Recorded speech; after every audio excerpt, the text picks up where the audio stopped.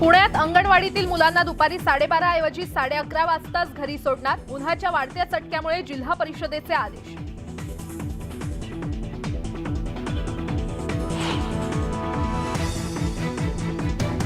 बासी ईदच्या पार्श्वभूमीवर बेस्टची जय्यत तयारी. रविवारी 165 ज्यादा बसेस सोडण्याचा निर्णय.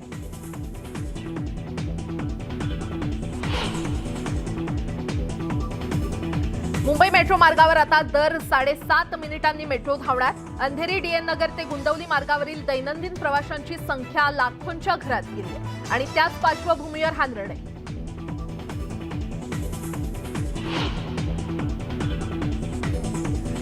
अजित पवार बहुमताच्या बाजूने आल्यास किंवा 10-20 वर्षांनी त्यांना बहुमत मिळाल्यास ते मुख्यमंत्री होऊ शकतील. केंद्रीय मंत्री रावसाहेब दानवेंचं वक्तव्य.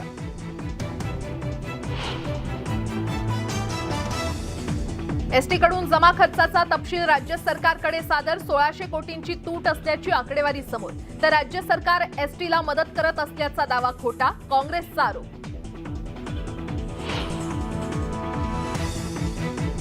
मे महिन्यापासून सुरू होणार लग्नाचा धूमधडाका. महिनाभराच्या ब्रेकनंतर 2 मे पासून 14 विवाह मुहूर्त. खरेदीसाठी बाजारपेठेत रेलचेल.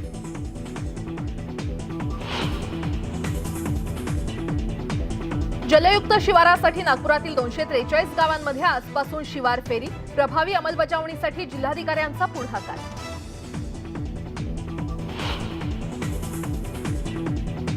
कर्नाटक विधानसभा निवडणुकीत 224 जागांसाठी 5102 उमेदवारी अर्ज. भाजप आणि काँग्रेसमध्ये रंगणार काटेकी टक्कर.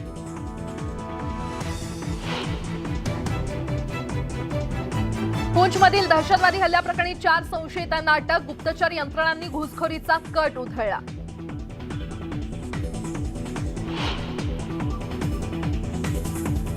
आणि अतिक अहमद आणि अशरफ हत्येप्रकरणी तिन्ही आरोपींची लाय डिटेक्टर टेस्ट होण्याची शक्यता. आरोपी अनेक प्रश्नांची उत्तरं देत नसल्यानं ही शक्यता.